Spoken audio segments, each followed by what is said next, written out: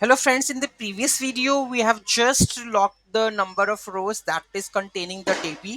So now we are going to use select query, fetch the data and show data in the table form. Okay, so let's see how we are going to make it.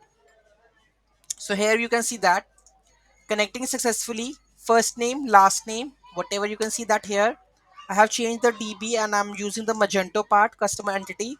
So here we have a Magento 4 customer entity right now. So we have the email, we have the first name, last name and the dob also there, but we are using first name, last name and the email. You can see that, right? Where is email? So here we are going with the email, right? These two emails, so you can see that here also, email this, email this. So here we have the email this, email this, right?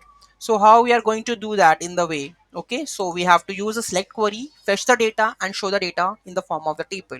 Okay, so let's see how we are going to make it. So those who haven't subscribed my channel yet, please do subscribe my channel, and if you like the video, please do like, share and comment on my video. So let's see. So here we have select the custom entity. Then we this part we have already done. If num rows is greater than the response, here we are in the previous video you can see that we have a num rows, right? It is greater than 0, then we are just echoing the table, and we have the MySQL fetch array. This is a fetch array you need to add, and you need to pass the response of this one.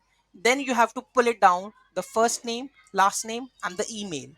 If you go and print out the row over here, if you print out the row, print underscore r, here you can add the row, dollar row, right? So you will get the values from here also. You can see that. If I go and just reload this one, okay, let make it a prettifier. So I already told you, like echo pre, you need to add to make it more renowned way. Prettifier you have added. Now you can see that. So here you can see that we have the website ID, we have the email is there, right?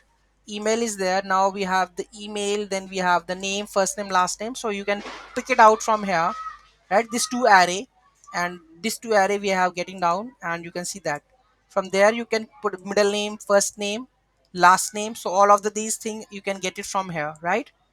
Okay, so if you have any like you can see that if anything that you have think that the my variable name is different something, you can just print it out what the variable number is here. You can just pass it out with the help of the row, first name, last name, email. You will get it down from here, and if it is not there, if the array response is not there, then you can mention out that error could not able to execute the SQL.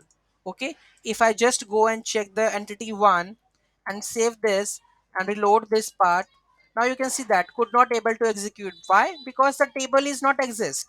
Okay, if I go and save this again, and you can see that the data is there, right?